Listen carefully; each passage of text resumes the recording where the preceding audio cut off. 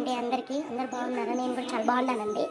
ఇవాళ అయితే ఇంకొక రెసిపీ చూపిస్తానండి. రెసిపీ కాదండి, మామూలుగా అయితే పిల్లలు అయితే చాలామంది బీట్రూట్ క్యారెట్ తినరండి. మా పిల్లలు కూడా అంతేనండి. ఎప్పుడు రొటీన్గా దోశలు ఎప్పుడు అడుగుతూనే ఉంటారండి.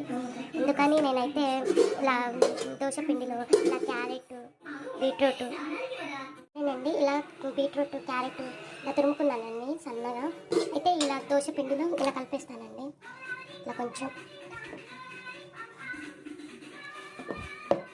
కలిపేస్తానండి. ఇలా క్యారెట్ ఇలా రెండు కలిపేస్తానండి. కొంచెం నేనైతే ఇలా చేస్తానండి. నేనైతే ఇప్పుడు మనం తురిమి దోశ మీద వేసినా తినరండి. ఇంకా ఇలా కలిపేస్తే వాళ్ళకి ఏం అనిపించదండి. మామూలుగా మనం ఎలా దోశలు వేసుకున్నామో అలా ఉంటుందండి. అందుకని నేను ఎప్పుడు అలా కలిపేసి పెడతానండి పిల్లలకి. ఎలానో అలా ఇంకా జ్యూస్ ఒకరోజు ఇలా దోశలు వేసినప్పుడు మామూలు దోశ ఒకరోజు ఇలా కలిపి రెండో రోజు ఇలా క్యారెట్ బీట్రూట్ దోశలు వేస్తానండి. ఇలా కలిపి వేసేస్తానండి. దాంట్లో అయితే మనకి ఇలా టమాటా చట్నీ చేస్తానండి. దాంట్లో అయితే దోశలోకి క్యారెట్ బీట్రూట్ దోశలోకి ఇలా టమాటా చట్నీ చేస్తానండి. ఇంకా ఫ్రై అయిపోయిన తర్వాత కొంచెం కొత్తిమీర వేస్తే ఇంకా మిక్సీ పట్టుకుంటే సరిపోద్దండి. నాకు ఇష్టం ఉంటే ఏదైనా వేసుకోవచ్చండి. నేనైతే ఏమి వేయనండి, చిన్నపై వేస్తానండి. బాగుంటుంది స్మెల్స్ అని నేను చిన్నపై వేస్తానండి. ఇలా ఫ్రై చేసుకోవాలి. ఫ్రై అయిపోయిన తర్వాత చిన్నపై కొత్తిమీర వేసి ఇంకా మిక్సీ పట్టుకుంటే టమాటా చట్నీ రెడీ అయిపోతుంది. దోశలోకి బీట్రూట్ దోశలోకి బాగుంటుందండి టమాటా చట్నీ. చూడండి, ఇలా ఫ్రై అవ్వాలండి.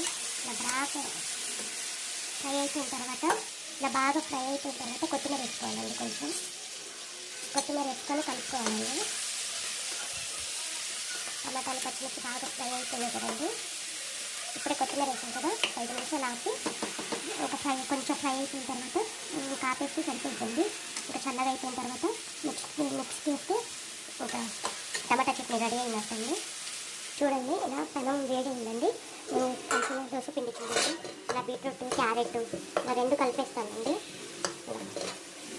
చూడండి ఫ్రెండ్స్, చూడటానికి కూడా కలర్ఫుల్గా ఉంటుంది ఫ్రెండ్స్. ఇలా ఇస్తానండి పిల్లలకి అయితే. నేనైతే వేసేసి మనం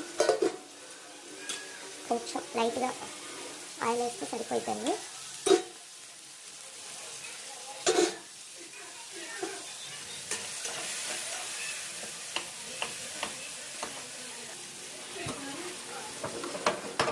తిప్పేద్దామండి.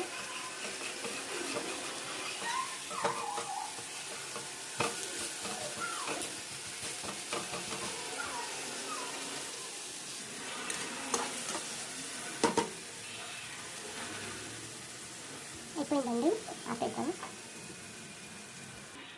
అయిపోయింది, తీసేద్దాం. చూడండి ఫ్రెండ్స్, ఇలా కొంచెం మనకి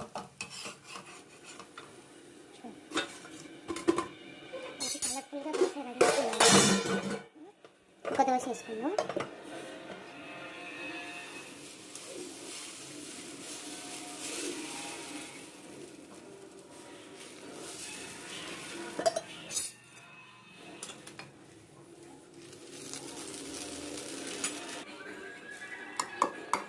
కొంచెం చల్లగా అయిపోయిన తర్వాత మనం చిన్నపాయలు వేసుకోవాలండి. ఇంకెంత కావాలంటే అంత వేసుకుంటే సరిపోతుందండి. దీనికి మిక్సీ పట్టుకుందాం మనం. ఇలా మిక్సీ పట్టుకున్నాను. ఇప్పుడు మా పిల్లలు టేస్ట్ చేస్తారు ఎలా ఉందని.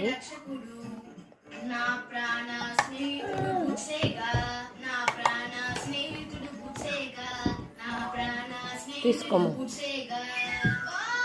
ఎలా ఉంది చెప్పు తల్లి. పవన్ నువ్వు